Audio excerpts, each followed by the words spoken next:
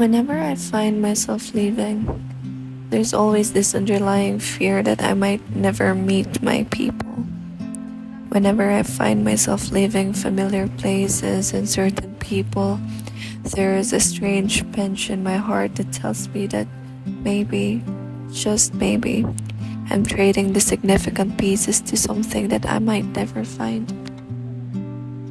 Because when you decided to take steps further and further away from what you've known your whole life, there's no guarantee that what's waiting on the other side is better or even remotely resembles what was left behind.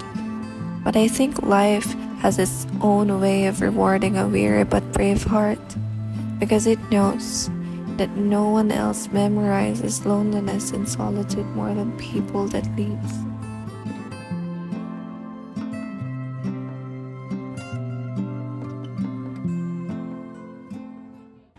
When I left the Philippines when I was 23, loneliness and yearning has become so familiar to me.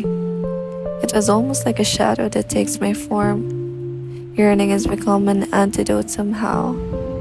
I don't know what was I looking for. I know not where or which or whom, nor the form or shape of what I seek.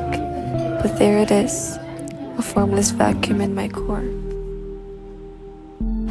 It took me months to realize that although my independence had kept me safe and grounded, longing for human connection and friendship is never a sign of weakness.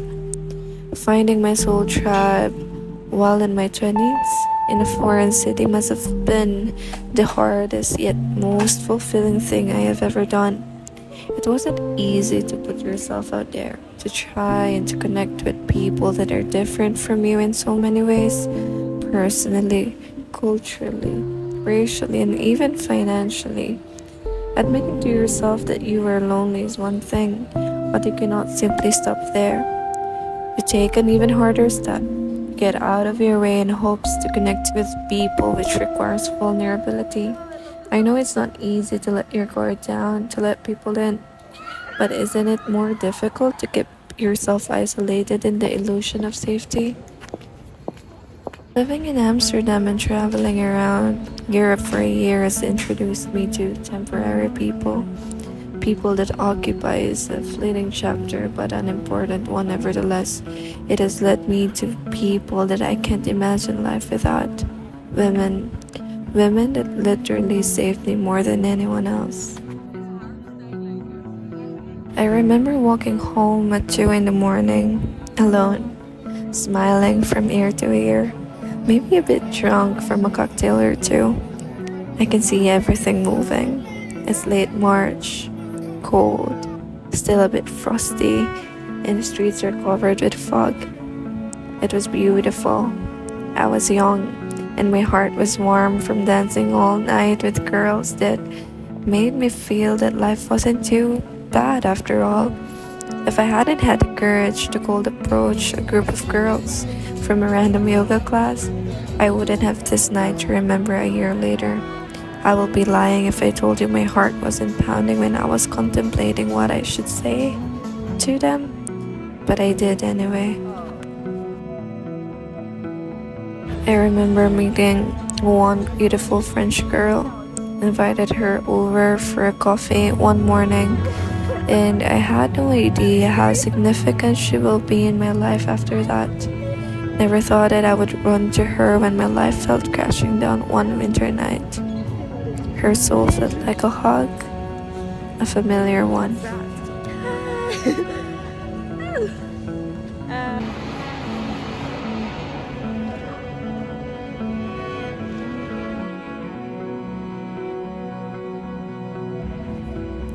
I remember the first time I saw my best friend, April, Central Station in Amsterdam. The day onwards I gained a piece of me that I never knew was missing. She's probably my ride or die in this lifetime, and I wanted to find her in the next as well.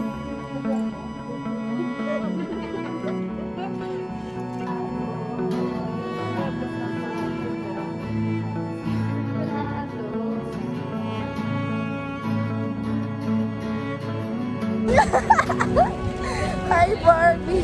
Hey, Barbie!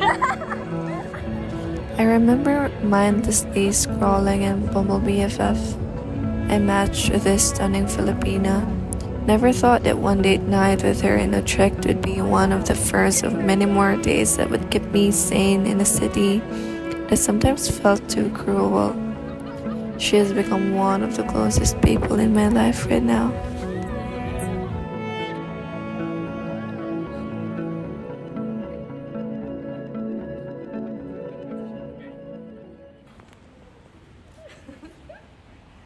I remember meeting one of the most incredible women I knew, but it's tragic we fell out. But the chapter she wrote with me was a significant one nevertheless.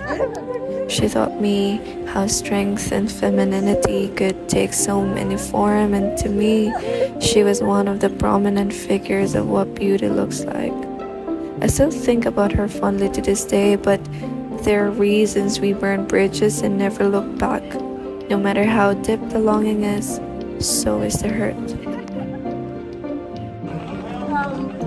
A wallet Hi, with cash. Hi!